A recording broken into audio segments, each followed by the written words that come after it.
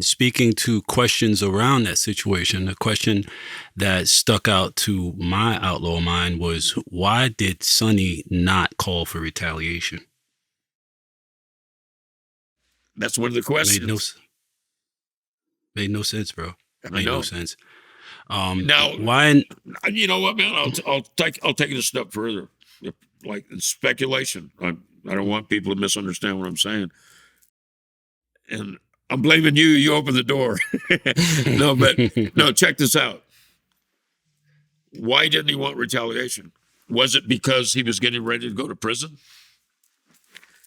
So there you go. You know, that was always foremost in my mind, and that I wrestled with that for years. And I've always stopped short because that's the kind of respect I had for Sonny. I never wanted to insult him. But one of the questions I never got to ask him was, did this have something to do with you going to prison and you didn't want to look over your shoulder? But, you know. Right. You know. Right. I mean, it makes was sense, a pickle. doesn't it? Yeah, it was a pickle. It was a pickle because if you're dealing with the organization whose power base is in prison and you are about to go to prison, you've already been sentenced, you're about to go to prison, and you retaliate, I mean, it's like stepping on the lion's tail and, you know, knowing he's going to, as soon as you step on his tail, you might not know you're behind him now, but as soon as you step on his tail, he's going to turn around and bite your head off. Well, you know, I got to tell you, I'm glad that we had this conversation because, you know, it's something that's been on my mind. I've written 3 books. I'm on my 4th book, and this is something I wanted to address in each one of those books because it's a very profound question. Why no retaliation? And the answer, you have to ask yourself, you know, you have to ask yourself that. Why no retaliation? And Sonny's not here to defend himself. I said what I had to say, and I think, you know, you and I are on the same wavelength. Indeed. Here. Indeed. Yeah. Why in 1990 were you contacted by 60 Minutes producer and asked to participate in Mike Wallace's special report on meth? Well, in all fairness, did the Hells Angels control the meth? I don't think so, but there was 3 or 4 people in the club at that time that were prominent cookers, if you will. I mean, and Tony Tate had just busted a bunch of those guys. And I got a phone call from Mike Wallace producers. They said, look, we're going with this story.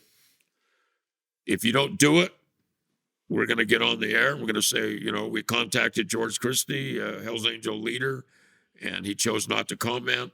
So it was kind of one of those situations. I'm damned if I do, damned if I don't. Talked it over with the lawyers, and then ultimately the lawyers said, we think you can handle it, George. I had been on I took the witness stand in my own defense. I was up there for 6 days, 6 grueling days, I might add, as a U.S. Attorney hammered at me. But they felt like that I could handle the questioning. But now we go back, and we're 360 back to Cisco. But, you know, I know, and you know, you read the book, you know what Cisco told me. I told him, I said, hey, Cisco, man, it's Mike Wallace. He's best of the best, man. And, you know, Cisco, fuck Mike Wallace. You know, that was his feeling, man. And you know what?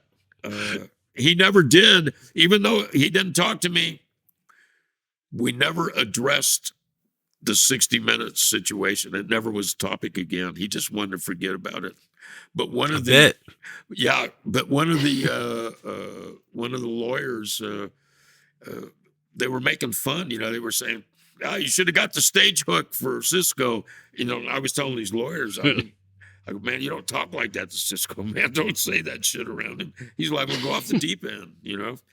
And but have you ever seen pictures of Cisco? Yes. Yeah. Well, you know what he looks like then, right? He's a, you know, big old gnarly dude.